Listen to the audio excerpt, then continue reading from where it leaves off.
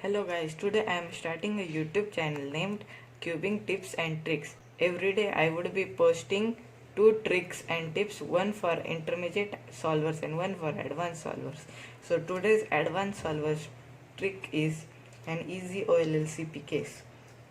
When we have headlights either on this or this side, apart from these two sides on this OLL, we do a wide R and continue this with the J perm.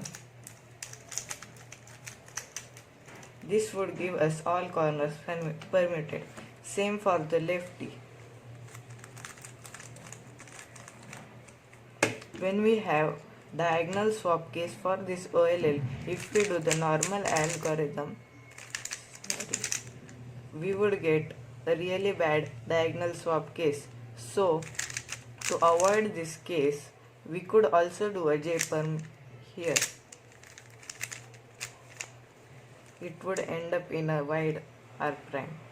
Thank you. Like, share and subscribe.